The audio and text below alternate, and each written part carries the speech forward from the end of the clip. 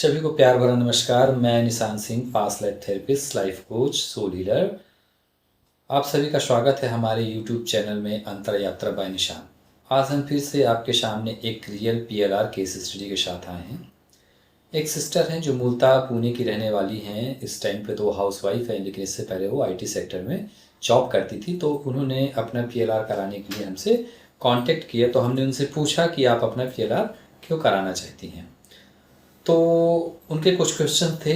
तो उन्होंने हमसे बताया कि वो अपने हस्बैंड और अपनी बच्ची के साथ उनका क्या कार्मिक कनेक्शन है, ये जानना चाहती हैं।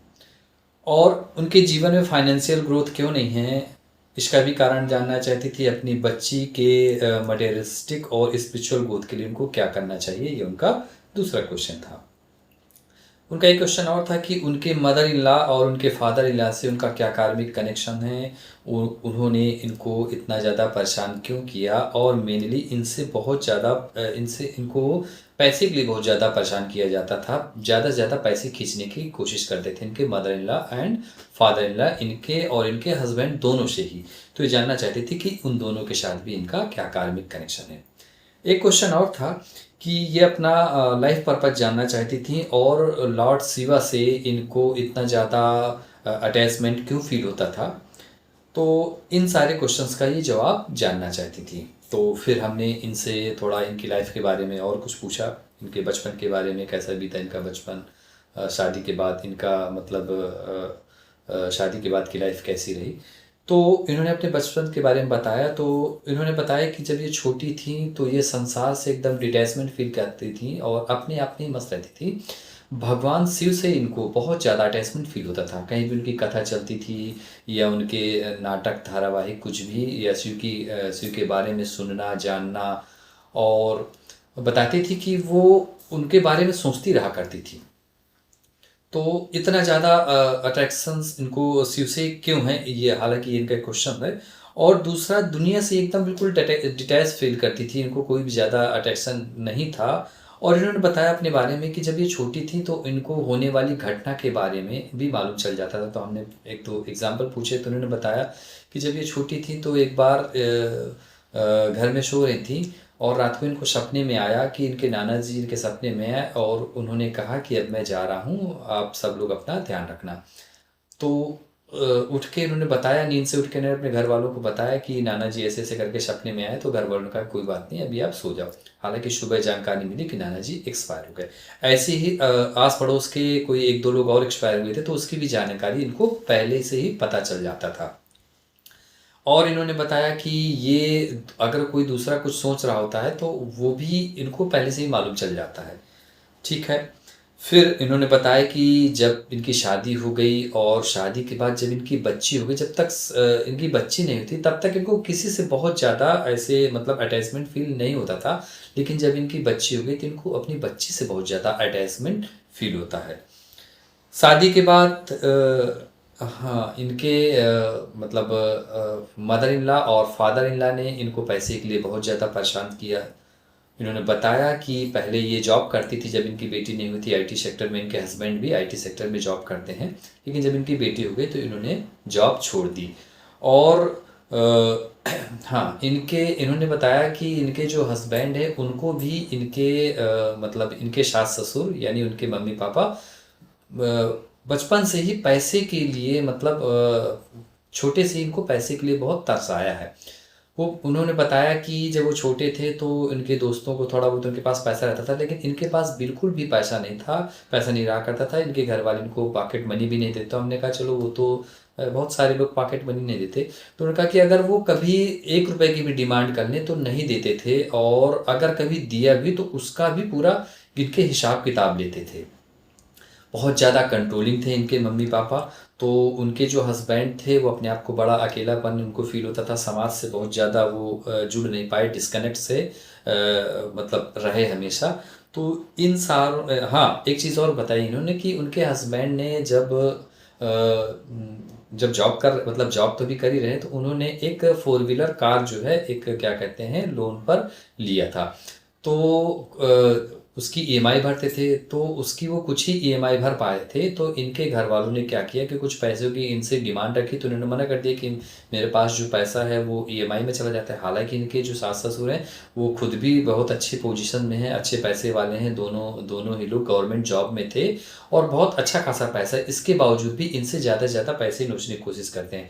तो जब इन्होंने कुछ पैसा देने से मना कर दिया तो उनके बीच में कुछ हल्का सा झगड़ा अगड़ा हुआ और उन्होंने इनको घर से निकाल दिया। तो फिर ये लोग क्या करें, इन लोगों ने पुणे में ही किराए में एक मकान लिया और वहाँ रहने लगे। तो ये कुछ ही किस्त अपनी ईएमआई दे पाए थे गाड़ी की। तो जब ये किराए में रहने लगे तो इनके पास पैसे की थोड़ा कमी हो गई, तो इनको अपनी फोर व्हीलर गाड़ी बेचनी पड़ी।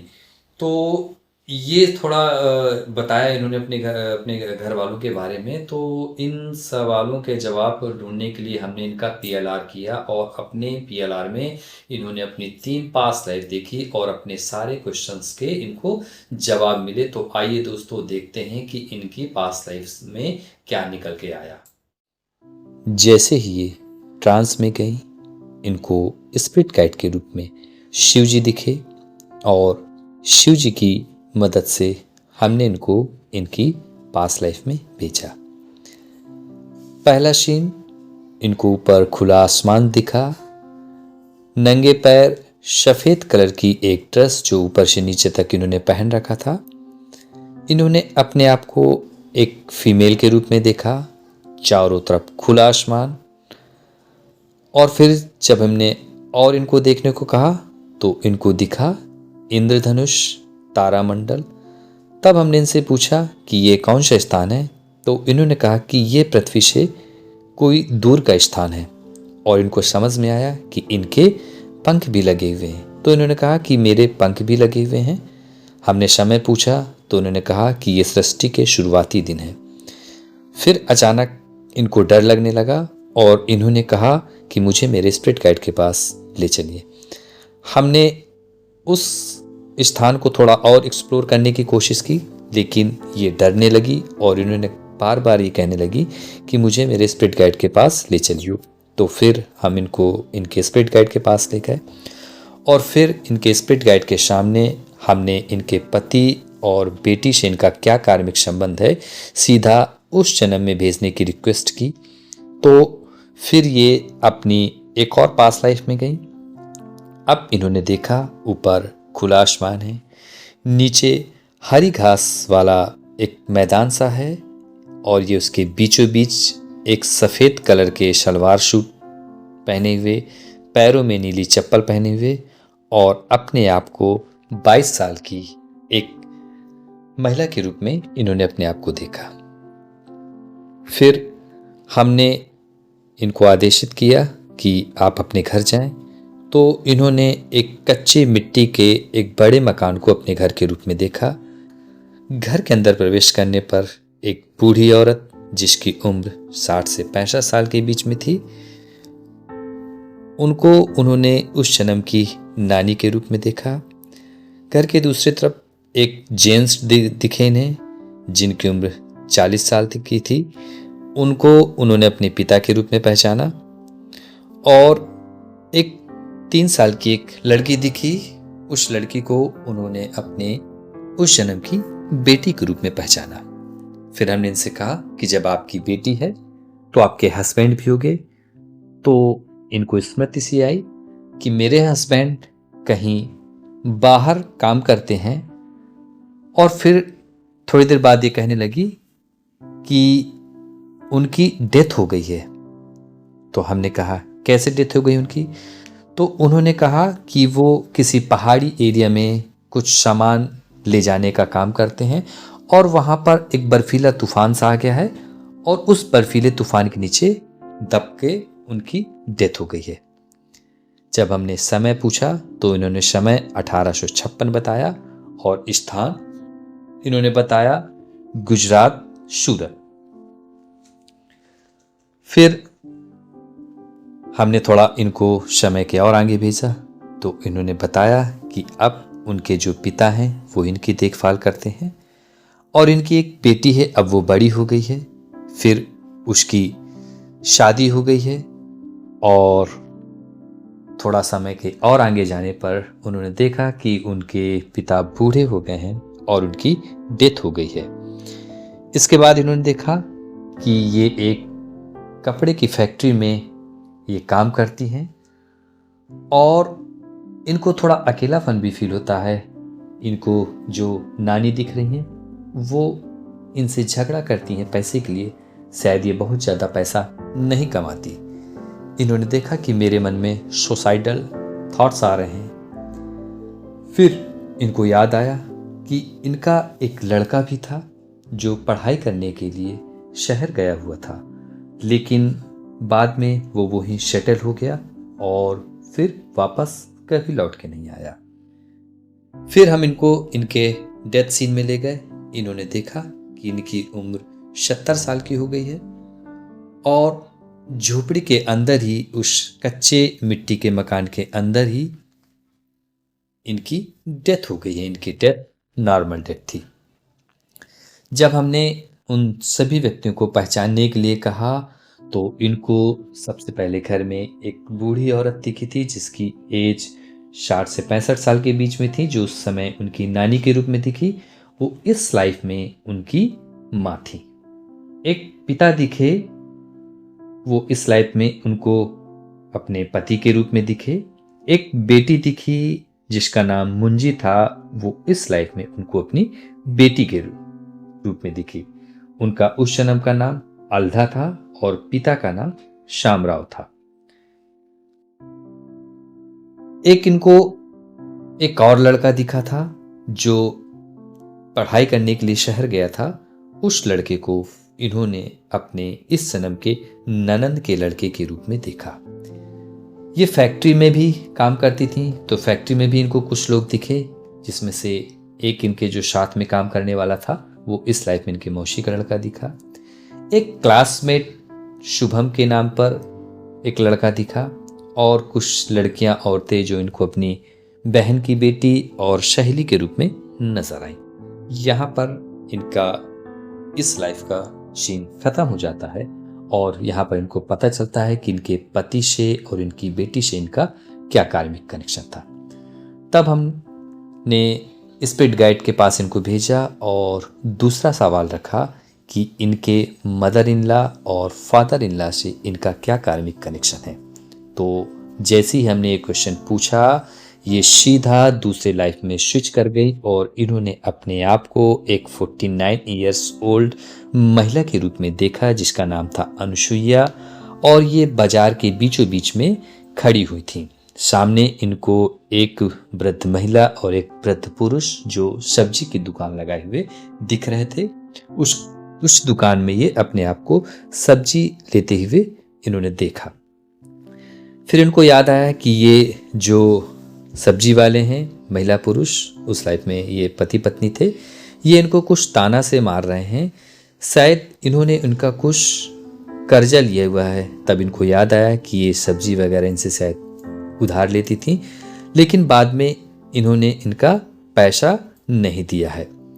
और जब हमने उनको ध्यान से देखने के लिए कहा तो उनको वो जो वृद्ध पुरुष दिख रहा था वो इस लाइफ में उनको अपनी सास के रूप में नजर आया, और वो जो वृद्ध महिला दिख रही थी वो इस लाइफ में उनके अपनी ससुर के रूप में नजर आ रहे थे। फिर हमने उनसे पूछा कितना पैसा था, तो उन्होंने बताया 5 कौड़ी। फिर हमने पूछा कि आज के समय में वो कितना पैसा हुआ होगा, तो उन्होंने कहा कि 5 लाख के बराबर। तो यहाँ पर उनको अपने मदर इन लॉ और फादर इन लॉ से उनका क्या कार्मिक कनेक्शन था समझ में आया। उस लाइफ में उनको अपने एक हस्बैंड भी दिखे जो उस समय के बिजनेसमैन थे, और उनको उन्होंने अपने इस जन्म के हस्बैंड के रूप में पहचाना। जब हमने इनसे समय पूछा तो समय इन्होंने बताया 1730, स्थान पूछा तो स्थान बताया भड़गांव, राज्य महाराष्ट्र। और फिर थोड़ा और आगे ले गए तो इन्होंने बताया कि भूकंप आ गया है 1760 में, और ये इनका घर टूट गया है और ये उसी के नीचे दब गई हैं, और इसके बाद उनकी डेथ हो गई है। इसके बाद हम फिर से इनको इनके स्पिरिट गाइड के पास ले जाते हैं और फिर तीसरा क्वेश्चन पूछते हैं कि इनको शिव जी से इतना ज़्यादा अट्रैक्शन क्यों फील होता है। जैसे ही हम ये क्वेश्चन इनसे पूछते हैं तो ये एक और पास्ट लाइफ में स्विच कर जाती है। अब इन्होंने देखा कि एक शिव जी का मंदिर है बहुत बड़ा, और अपने आप को एक साध्वी के रूप में, जिसका नाम था मोहिनी, जिसकी एज 30 साल थी, उस रूप में देखती हैं।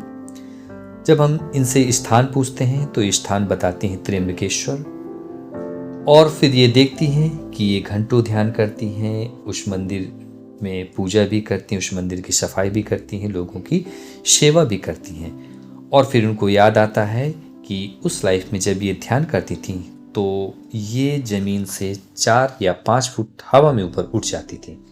कुछ सिद्धियाँ भी थी उनको उस लाइफ में। वो दूसरों का मन पढ़ सकती थी, आने वाली घटनाओं को भी जान सकती थी। यहाँ से ये समझ में आया कि इस लाइफ में भी इन्होंने जो बताया था कि बचपन में इनके अंदर कुछ पावर्स थे, वो कहाँ से आ रहे हैं। फिर हम इनको कुछ और आगे देखने को कहते हैं। तो इन्होंने देखा कि मंदिर के बाहर ही एक घर है, कुटिया सी, वहाँ पर ये रहती हैं, साफ सफाई करती हैं। थोड़ा और आगे देखने पर इन्होंने देखा कि एक कोई बच्ची है जो अनाथ है और कोई शायद उनको मंदिर में छोड़ गया है। फिर उन्होंने उस बच्ची को अपने साथ रख लिया है। उसका नाम सुचिता था, और फिर ये उस बच्ची का लालन पालन करती हैं। जब वो बच्ची थोड़ा बड़ी हो जाती है तो ये उस बच्ची की शादी भी कर देती हैं। और फिर देखती हैं कि जब ये बच्ची की शादी हो गई, वो अपने घर चली जाती है। और इसके बाद उनको महसूस होता है कि उस लाइफ में उनको बड़ा अकेलापन फील होता था। शायद उस बच्ची से उनको अटैचमेंट हो गया था। और जब हमने उस बच्ची को पहचानने के लिए कहा तो उस बच्ची को उन्होंने अपनी इस जन्म की बेटी के रूप में पहचाना। फिर हम इनको इनके डेथ सीन में ले गए तो इन्होंने बताया कि इन्होंने समाधि ली हुई है, एक आसन में बैठकर इन्होंने अपने शरीर को छोड़ दिया है। इसके बाद हम इनको इनके स्पिरिट गाइड के पास ले गए और इनसे पूछा कि इनके इकोनॉमिकल क्राइसिस का क्या कारण है। तो शिव जी ने कहा कि अपने किसी भी जन्म में इन्होंने लक्ष्मी जी की पूजा नहीं की है, तो इस जन्म में इनको लक्ष्मी जी की पूजा करना है। और इनको ये सजेशन भी दिया कि इनको योग करना है, लोगों को भी योग की राह पे लाना है, लोगों का स्ट्रेस कम करना है, दुख कम करना है, और इनकी काउंसलिंग भी करनी है। बाद में शिव जी ने बताया कि इनको योग के मार्ग में भी मैं ही लेके आया हूँ। फिर एक और क्वेश्चन पूछा गया इनके द्वारा शिव जी से कि बच्ची के मटेरियलिस्टिक और स्पिरिचुअल ग्रोथ के लिए क्या करना चाहिए। तो शिव जी ने कहा उसकी तरफ ध्यान देना है, उसकी सेफ्टी का भी ख्याल रखना है, और स्पेशली अपने ननंद के लड़के से उसको सेफ रखना है, क्योंकि किसी जन्म में ये पति पत्नी थे और वो उसको बहुत मारा पीटा करता था। फिर कहा कि आप और उस बच्ची के पापा को, दोनों को मिलकर इसको प्रोटेक्शन देना है, और उस बच्ची को भी अवेयर करना है, उसको भी ध्यान के मार्ग में लेके जाना है, ध्यान सिखाना है, जिससे वो खुद, उसके अंदर भी अवेयरनेस आ जाए। फिर हमने शिव जी से एक और क्वेश्चन पूछा कि जो दृश्य इनको शुरुआत में दिखा था, क्या उस दृश्य का भी कनेक्शन इनके किसी इस जन्म की घटना से है। तो शिव जी ने कहा हाँ। तो फिर से हमने उनको उस दृश्य में भेजा शिव जी की मदद से। तो उन्होंने देखा कि वो पृथ्वी से दूर किसी और ही ग्रह में हैं। तो हमने पूछा वो किस ग्रह में हैं, तो उन्होंने कहा कि बृहस्पति ग्रह में है। उन्होंने अपने आप को एक अप्सरा के रूप में देखा। उन्होंने देखा कि उनके पंख भी लगे हुए हैं, और जब हमने उनका नाम पूछा तो उन्होंने बताया मोहिनी। फिर उन्होंने देखा कि वहाँ पर तालाब है, चारों तरफ धुंध सी है, और तालाब में कुछ कमल के फूल भी खिले हैं। आगे देखने पर उन्होंने देखा कि इस क्रम में ग्रह में केवल फीमेल एनर्जी ही रहती हैं। फिर देखा कि वहाँ पर एक ऋषि आए हुए हैं जो शायद एक लंगोटी सी कुछ लगाए हुए हैं और उनको देखकर ये उनका मजाक उड़ाने लगती हैं, जिससे वो ऋषि क्रोधित हो जाते हैं और वो इनको श्राप दे देते हैं कि तू पृथ्वी पर कई जन्मों तक सांसारिक स्त्री के रूप में कष्ट पाएगी। तो हमने उन ऋषि को इनको पहचानने के लिए कहा तो उन्होंने बताया भृग ऋषि। भृग ऋषि उस समय पृथ्वी में थे और अपनी साधना के तप से वो कई ग्रहों में विचरण करते रहते थे। फिर हम इनको वापस फिर से अपने स्पिरिट गाइड के पास लेके आए। फिर हमने शिव जी की मदद से भृगु ऋषि का आह्वान किया और उन्होंने आए। फिर हमने इनसे भृगु ऋषि से माफ़ी मंगाई और उस कर्म का भी कार्ड कटिंग करवाई। तब भृगु ऋषि ने इनको माफ़ किया और इनको सलाह दिया कि आगे से किसी का भी अपमान नहीं करना, ऐसा कोई भी काम नहीं करना जिससे दूसरों को तकलीफ पहुंचती है, और इनको सलाह दिया कि आपको योग और ध्यान के मार्ग में आगे बढ़ना है। और इसके बाद फिर भृगु ऋषि चले गए। इसके बाद फिर हम इनको वापस इस सेशन में से ले आए। तो देखा दोस्तों, अपने इस पीएलआर से उनको अपने सारे क्वेश्चंस के जवाब मिले। पीएलआर की स्टार्टिंग में जब वो पहला दृश्य उन्होंने देखा तो अपने आप को कहीं ब्रह्मांड के बीचों बीच में उनको इंद्रधनुष दिख रहा था, आसमान दिख रहा था, और वो सीन को देख के डर गई। तो फिर वो कहने लगी कि मुझे स्पिरिट गाइड के पास ले चलो। तो फिर इस अवस्था में फिर उस सीन को एक्सप्लोर नहीं किया जा सकता, तो हम स्पिरिट गाइड के पास लेके गए और फिर हमने एक क्वेश्चन रखा कि इनके हस्बैंड से और इनकी बच्ची से इनका क्या कार्मिक कनेक्शन। तो उन्होंने एक लाइफ देखी गुजरात सूरत की, जहाँ पर उन्होंने अपने जो इस लाइफ के हस्बैंड है वो उनको उस लाइफ में पिता के रूप में नज़र आए और जो बेटी है उस लाइफ में बेटी के रूप में नज़र आई। और फिर उन्होंने देखा कि उस लाइफ में जो हस्बैंड थे वो मतलब किसी बर्फ़ के तूफान में दब के ख़त्म हो गए थे। तो उस हस्बैंड को ये अपनी इस लाइफ में नहीं देख पाई। और उस लाइफ में एक बेटा भी उनको दिखा था जो शहर चला गया था पढ़ने के लिए, फिर वो कभी लौट के नहीं आया। तो इस लाइफ में वो बेटा उनकी ननद के लड़के के रूप में नज़र आया। तो यहाँ पर समझ में आया कि उनके हस्बैंड से और उनके बेटी के बीच में क्या कार्मिक संबंध है। दूसरा क्वेश्चन ये था कि उनके सास ससुर इतना ज़्यादा क्यों परेशान करते थे। तो उन्होंने एक लाइफ देखी भड़गांव महाराष्ट्र की 1730 ईस्वी की, और उन्होंने देखा कि ये एक पैसे वाले घर की है और सब्जी मार्केट में अपने आप को खड़ा हुआ पाया। उन्होंने देखा कि एक कोई वृद्ध महिला और वृद्ध पुरुष जो सब्जी बेचते थे वहाँ पर ही अक्सर सब्जी लिया करती थी, और उससे काफ़ी इन्होंने उधार सब्जी ली थी। फिर वो उधार पैसा इन्होंने नहीं चुकाया, हालांकि ये अच्छी पैसे वाली थी, चुका सकती थी। और उस टाइम पे जो इनको हस्बैंड दिखे वो इस लाइफ के हस्बैंड दिखे। तो ये बात कहीं ना कहीं उनको भी मालूम रही होगी। तो उस वृद्ध महिला और पुरुष को इन्होंने अपने सास ससुर के रूप में देखा। तो इनके दूसरे क्वेश्चंस का भी आंसर मिल गया कि इस लाइफ में वो पैसे को लेकर इतना ज़्यादा इनको क्यों परेशान करते हैं। हाँ, हमने एक चीज़ और पूछी कि कितना पैसा कर्जा था उनके ऊपर, तो उन्होंने बताया 5 कौड़ी।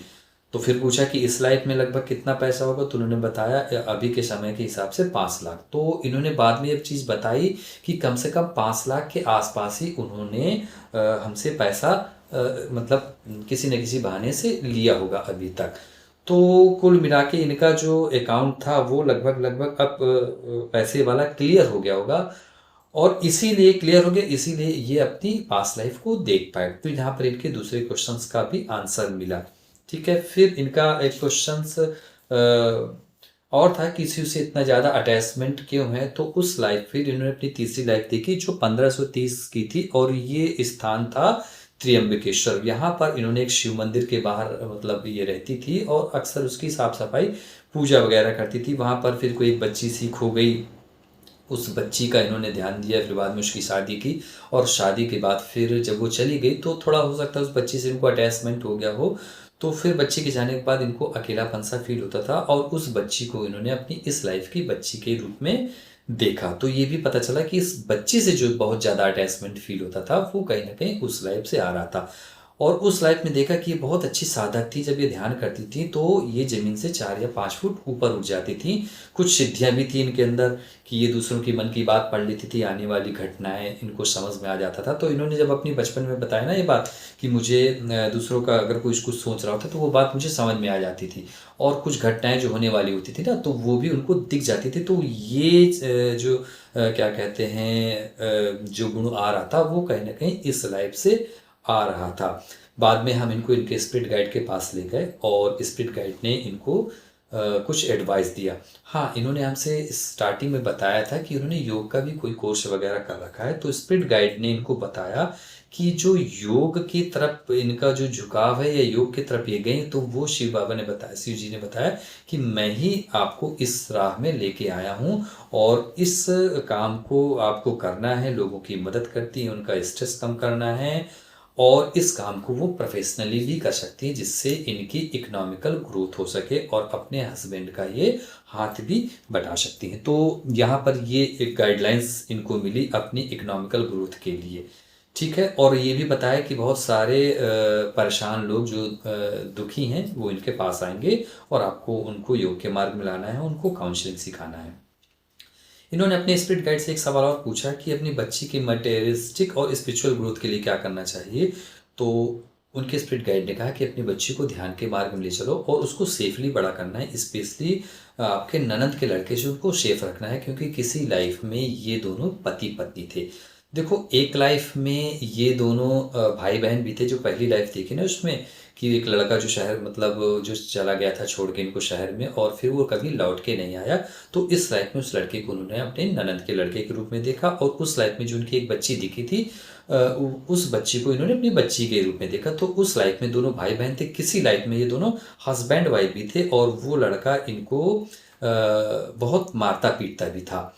तो बताया कि उसको आपको थोड़ा सेफली बड़ा करना है, और उसको भी मतलब जो है योग के मार्ग में ले जाना है, उसको भी अवेयर रखना है, और अपने हस्बैंड को भी इस चीज़ के बारे में बताना है और उनसे दूर रखना है। तो इस लाइफ में वो जो लड़का है शायद इनकी बुआ का लड़का है। ठीक है, तो बचपन में ऐसा होता है कि भाई बहनों में कजिन्स में बहुत अटैचमेंट हो जाता है, तो थोड़ा उससे दूर रखने की सलाह दी उन्होंने इस लाइफ में। तो ये चीज़ इनको समझ में आई।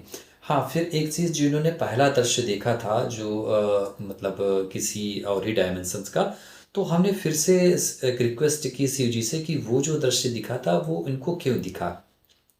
हालांकि पास्ट लाइफ करते समय अगर आपको कोई भी दृश्य दिख रहा होता है तो कुछ ना कुछ उसका मतलब जरूर होता है। तो फिर से हम एक बार उनको उस दृश्य को एक्सप्लोर करवाया, तो उन्होंने देखा कि वो जो दृश्य था वो बृहस्पति ग्रह, गुरु ग्रह ऐसा उन्होंने बताया, तो बृहस्पति ग्रह का था। वहाँ पर केवल फीमेल एनर्जी ही थी। और हाँ, ये जो समय था बहुत हमने पूछवाया कि ये समय क्या रामायण से भी ज़्यादा पुराना है, क्योंकि स्टार्टिंग में उन्होंने कहा था कि ये समय आदि जब सृष्टि की शुरुआत हो रही है उस टाइम का है। तो उन्होंने बताया कि हाँ, ये समय रामायण मतलब उस समय से भी ज़्यादा पुराना है। और वहाँ का उन्होंने कुछ बताया कि वहाँ पे केवल फीमेल एनर्जी है, एक सफ़ेद धुंध सी रहती है, तालाब दिखा, बगीचा दिखा, तालाब में कमल के फूल दिखे, और वहाँ पर फीमेल मतलब एनर्जी ही है। तो वहाँ पर जो भृगु ऋषि हैं, चूँकि भृगु ऋषि विचरण करते रहते थे कई ग्रहों में, उनके अंदर ऐसी सिद्धियाँ थी।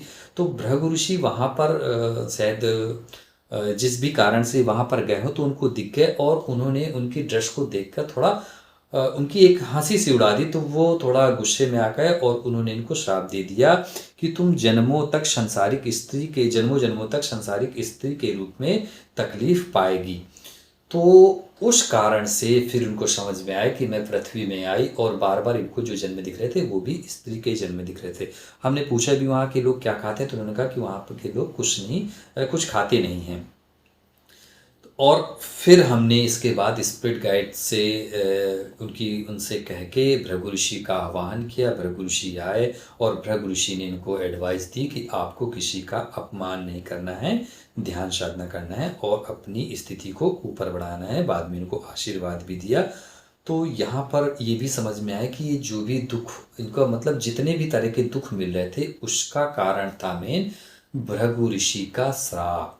और शेषन से उठने के बाद इन्होंने पहला शब्द ही हमसे कहा कि मैं बहुत हल्का फील कर रही हूँ और अब शायद मुझे मोक्ष का मार्ग मिल जाए। तो ये पहला ही शब्द इनको उसने के बाद इन्होंने हमसे बताया।